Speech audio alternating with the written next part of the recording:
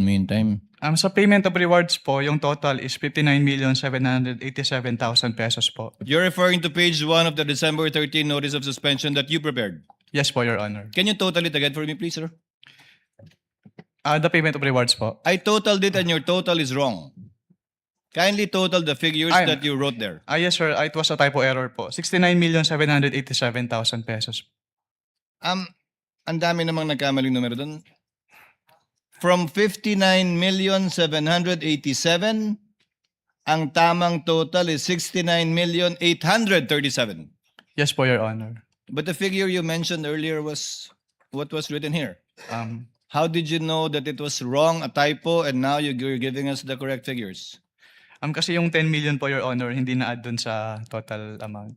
10 million po ng payment of reward payment.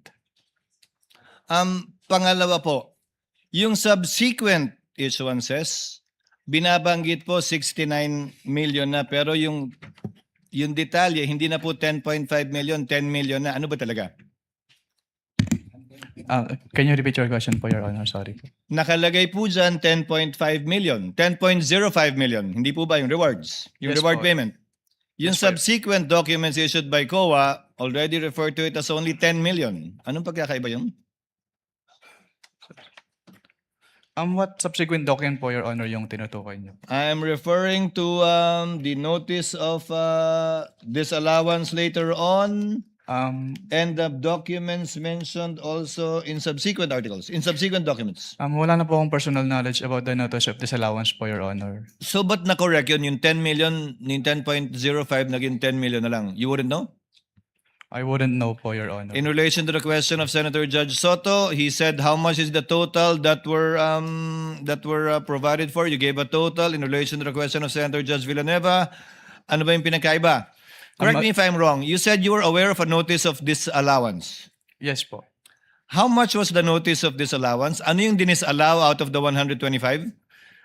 Sa pagkakalala ko, around 73 million pesos po, Your Honor. So out of 125 million, 73 million lang yung finally dinisallow ng COA dun sa notice of disallowance.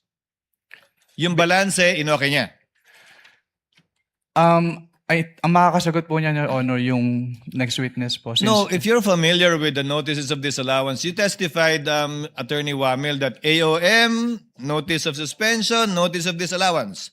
So sa dulo, pag iba na yung amount na nakalagay doon, marami nagtanong kanina, yung dinisallow lang ultimately is only 73.287 million. Posibleng magbago talaga yun, di ba? Yes po, Your Honor. So yung AOM mo, yung kabuuan ng 125, yung AOM mo pangalawa, kabuuan ng 125, yung notice of disallowance mo, ay yung notice of suspension mo, kabuuan ng 125, pero posibleng iba na ang amount ng notice of disallowance rather. Yes po. Depending on the evaluation po kasi yun nung nag-audit po. Now, one final question for this round as well. Let's focus on the failure to liquidate and notice of demand. Yung AOM po ba may failure to liquidate na at notice of demand na? Wala pa. I'm citing paragraph 8.3 of the IJMC. Kapag AOM po kasi, Yes or no? wala pa po. Yung AOM po kasi yung parang kinukonsider namin as demand po, Your Honor. So, saan po nakalagay sa AOM na may demand kayo?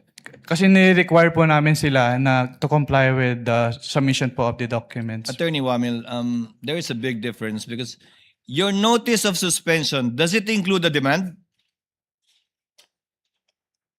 Pardon, Your Honor. Does the notice of suspension include a demand to pay?